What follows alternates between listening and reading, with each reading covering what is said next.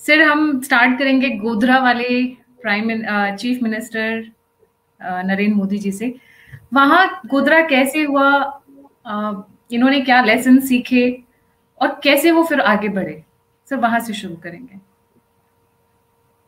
ना, अगर गोधरा का टाइम जो है, वो अगर आपको यूट्यूब पर वो भाषण मोदी का यूट्यूब पर वो अवेलेबल है वाजपेयी के साथ, जहाँ वाजपेयी जी बोले थे कि चीफ मिनिस्टर को राजधर्म पालना चाहिए वगैरह वगैरह। तो उस वक्त मोदी, आप देखिए आज के मोदी और उस समय के मोदी, बहुत बड़ा फर्क है 19 साल।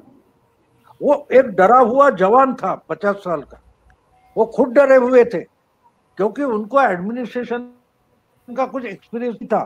कैसे रोके, कोई मदद करने वाला नहीं था, वो फंसे थे। लेकिन वो खुद को डिफेंड करते गए और उससे उभरते गए। गोधरा में जो हुआ वो तो नॉर्मल था। नॉर्मल इसलिए था कि मुस्लिम टेररिस्ट जो है, वो एग्रेसिवनेस है, उन्होंने वो किया। लेकिन उनको भी ये पता नहीं था कि इससे क्या होगा, क्योंकि उसकी जो रिएक्शन आ गई, वो तो मोदी तो नए थे बिल्कुल, वो तो उसको रोकने में सफल हो भी नहीं सकते थे। और दूसरा कोई चीफ मिनिस्टर होता तो भी गोधरा के बाद जो दंगे हुए उसको रोक नहीं पाता, क्योंकि गुजरात में उसके पहले 30-35 साल से लगातार दंगे होते रहे, लगातार। यानी साल में 365 दिन होते हैं, तो कम से कम समझो 30 या 50 दिन तो कर्फ्यू लगी रहती। ऐसी गुजरात की हालत मोदी आने से ले 30 साल से थी। कांग्रेस का जमाना ले लो, बीजेपी का जमाना ले लो, कहां ना कहां दंगा होता था। और उस शहर में, उस सिटी में कम से कम 50 दिन तो कर्फ्यू में जाते थे। लेकिन गोधरा होने के बाद फिर से गुजरात में दंगे नहीं हुए, क्योंकि जो ग्रिप आए मोदी उस दंगे के बाद कुछ सीख गए। और ये खुद मैं नहीं बोल रहा हूं, मैं तो गुजरात गया नहीं, लेकिन जफर सरवाला नाम के जो मुस्लिम बड़े नेता है, तो वो बड़े बिजनेसमैन है, यानी बहुत पैसे वाले बिजनेसमैन है। वो यहाँ रहते हैं, लंदन में रहते हैं। तो उन्होंने मोदी के खिलाफ इंटरनेशनल कोर्ट में याचिका दी थी, केस किया था। लेकिन वही फिर मोदी के चाहते बन गए, फैन बन गए। कैसे बन गए कि जब उनको रियलाइज हुआ एक दिन लंदन में, वो तो बहुत सारे लोग वहां के मुस्लिम दुनिया भर के आपस में चर्चा वगैरह करते थे। तो एक दिन उन्होंने न्यूज देख रहे थे इंटरनेशनल, तो जो गाजा में हो रहा था, पैलेस्टाइन में हो रहा था, वो देखकर वो हैरान हो गए। उससे ज्यादा जॉर्डन में जो गाजा के लोग इलाके रखे थे, तो उनको निकाल कर बाहर किया था जॉर्डन में।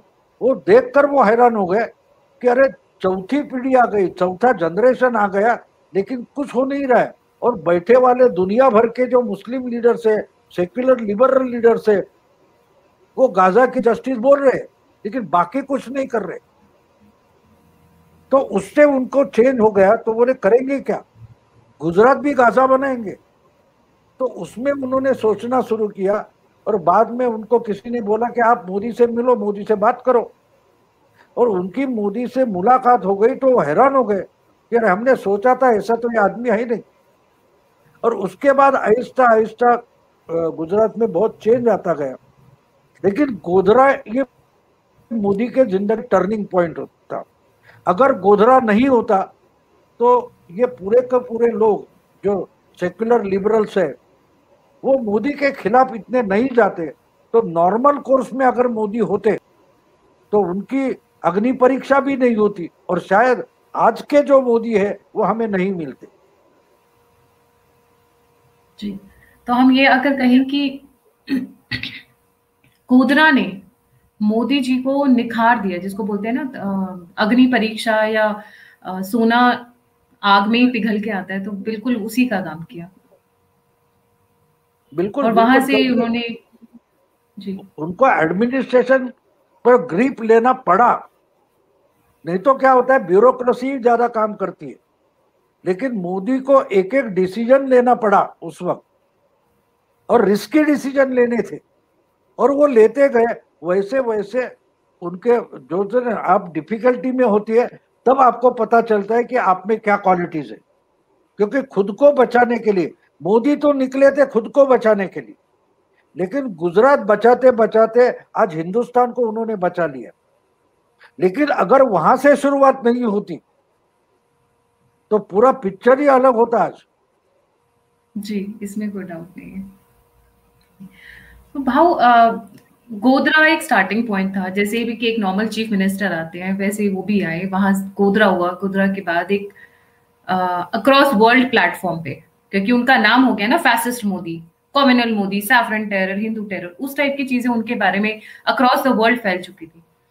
बट जब गुजरात वाले नरेंद्र मोदी भारत के प्राइम मिनिस्टर बने, तो अगर हम कंपैरिजन करें CM Modi versus PM Modi, तो आप उनमें क्या क्या ब्रॉड चेंजेस क्या देखेंगे? जो आप क्या मतलब क्या डिफरेंस है अब पहले के मोदी में, चीफ मिनिस्टर मोदी में और प्राइम मिनिस्टर मोदी में? नहीं, मोदी मोदी स्वयं सेवक थे। गुजरात के चीफ मिनिस्टर बने तब भी स्वयं सेवक थे, कार्यकर्ता थे। और आज भी मुझे मोदी अच्छे इस बात के लिए लगते हैं कि आज भी वो प्राइम मिनिस्टर और लीडर नहीं है, वो कार्यकर्ता है। बहुत सारे हम लोग देखते हैं तो उनकी बात ये होती है कि जब तक किसी पद पर नहीं जाते तब तक वो कार्यकर्ता रहते हैं, लेकिन वो देख ये लोग कुछ सत्ता हासिल कर लेते हैं तो वो लीडर बन जाते हैं और दूसरों को छोटा समझते हैं। मोदी की बात वो नहीं है। मुझे याद है 16 मई को चुनाव के रिजल्ट आए थे 2014 में, और 2017 को मोदी दिल्ली पहुंचे दूसरे दिन। तो दूसरे दिन दिल्ली पहुंचे और पार्टी ऑफिस में उनका बड़ा स्वागत हुआ था, उनका भाषण हुआ था, वो मुझे अभी भी याद है। तो भाषण करते वक्त एक बात बोली थी, वो बहुत इंपॉर्टेंट है।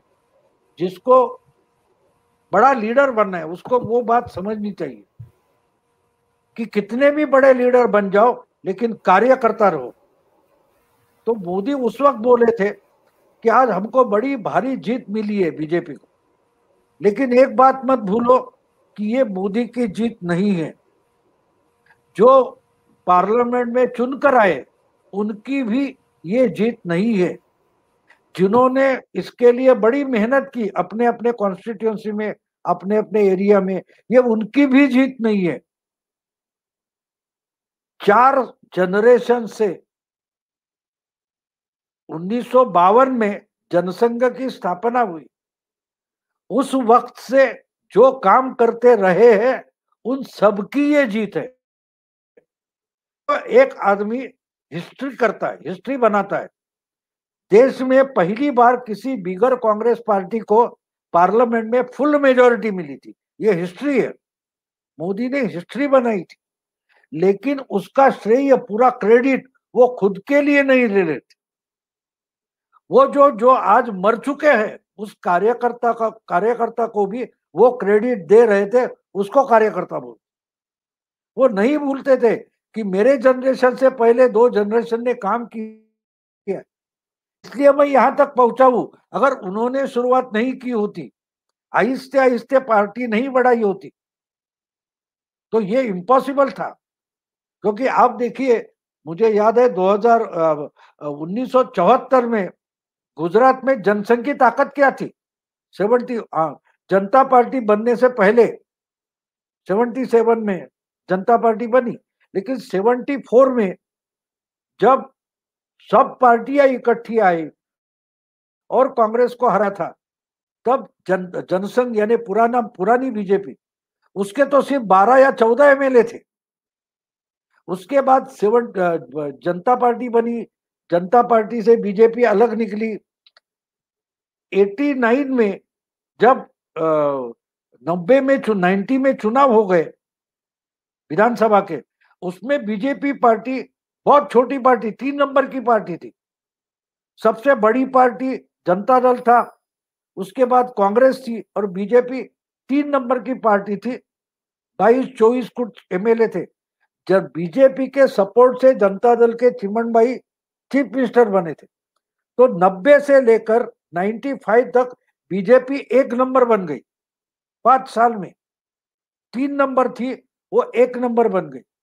तो ये सब ट्रांजिशन है, वो देखते नहीं, समझते भी रहे, समझते रहे, लेकिन वो कूदे नहीं पॉलिटिक्स में। उन्होंने एमएलए बनना नहीं चाहा, एमपी बनना नहीं चाहा, कुछ नहीं, चुनाव लड़ने की इच्छा ही नहीं थी उनको। वो पार्टी का संगठन करने में जमे थे। लेकिन जब जिम्मेदारी आई तब भी वो कार्यकर्ता बने रहे, और वो बहुत इंपॉर्टेंट होता है। अगर आप फर्क समझ लो कि शरद पवार को उनके 91 से लेकर आज तक हमारे महाराष्ट्र के शरद पवार प्राइम मिनिस्टर बनने के लिए लड़ रहे।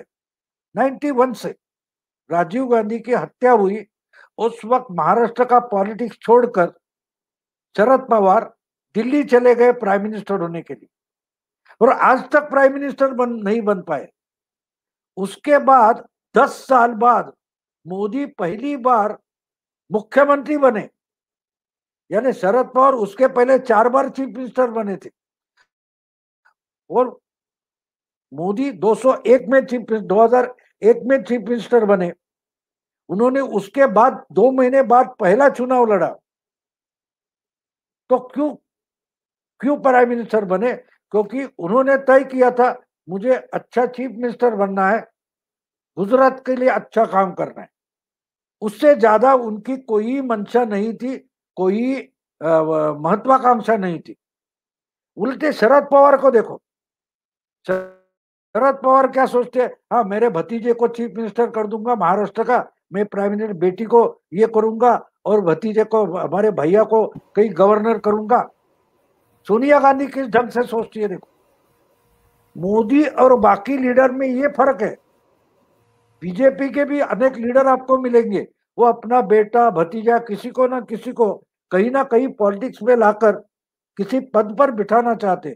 मोदी की बात, कल पर 2 महीने पहले गुजरात में म्युनिसिपैलिटी के चुनाव हो गए। अहमदाबाद का कारपोरेशन का चुनाव था, मोदी जी के भतीजी ने उधर टिकट मांगी थी, उसको भी टिकट नहीं मिली है। प्राइम मिनिस्टर की भतीजी, उसको भी पार्टी का टिकट नहीं मिला। ये फर्क है मोदी में। तो गोधरा के बाद मोदी निखरे और उभरे, इसका कारण ये था कि वो पहली बात खुद को बचाना चाहते और गुजरात को बचाना चाहते, और गुजरात इस ढंग से उन्होंने बदला कि लोगों को लगने लगा कि भैया ये आदमी अगर प्राइम मिनिस्टर होगा तो कुछ होगा।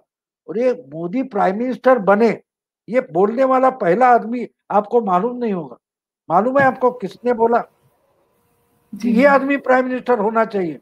ये बोलने वाला पहला आदमी था रतन टाटा, और दूसरा आदमी था मुकेश अंबानी, क्योंकि उनको पोटेंशियल दिखाई दे रहा था अगर ऐसा देश का प्राइम मिनिस्टर बनता है तो देश दुनिया में कुछ कर सके। तो उभरे तो कैसे उभरे को, उसके बाद मोदी के मगज में वो आइडिया आ गया, ब्रेन में, कि भाई हाँ, अगर वाजपेयी चले गए और अडवाणी कुछ नहीं कर पा रहे तो हमको भी उस लाइन में सोचना चाहिए, और फिर हो गया होना जो था।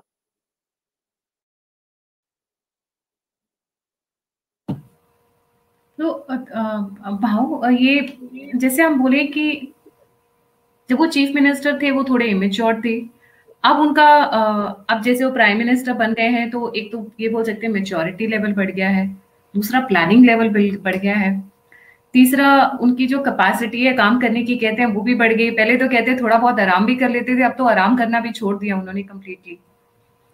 और चौथा, अब जो वो टीम बनाते हैं, पहले शायद टीम पे उतना फोकस नहीं होता था क्योंकि छोटा स्टेट था, पॉपुलेशन लिमिटेड थी, काम करने का दायरा लिमिटेड था।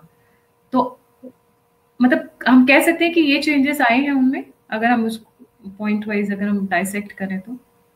नहीं, मैं मानता हूं कि प्राइम मिनिस्टर बनने के 1 साल पहले से मोदी उसके लिए तैयारी कर रहे थे। देखिए, बाकी सब, राहुल गांधी को प्राइम मिनिस्टर बनना है, चिदम्बरम को बनना है, बहुत सारे लोगों को बनना है, बहुत सारी लाइन लंबी है लेकिन हमारे यहाँ। हाँ, लेकिन किस लिए प्राइम मिनिस्टर बनना है इसकी किसी को आइडिया नहीं है।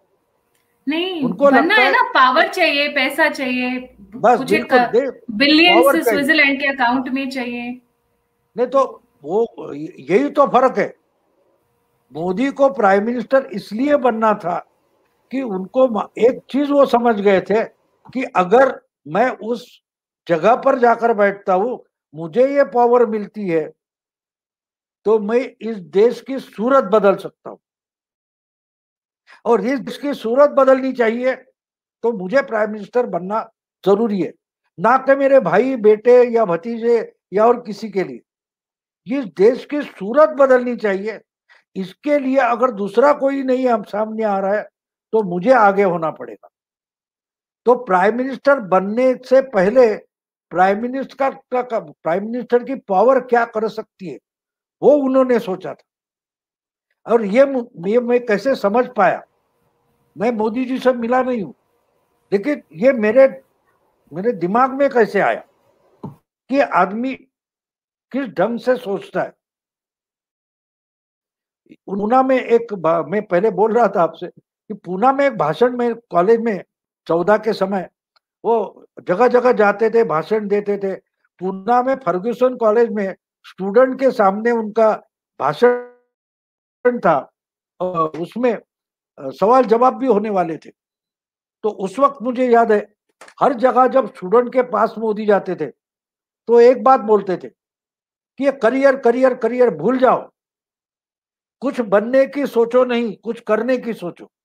ये तो हर जगह, दिल्ली में उनका सबसे पहला भाषण श्रीराम कॉलेज में हुआ था, तो उसमें भी उन्होंने ये कहा था कि भाई कुछ बनने की मत सोचो, करियर बनना है, मुझे इंजीनियर बनना है, डॉक्टर बनना है।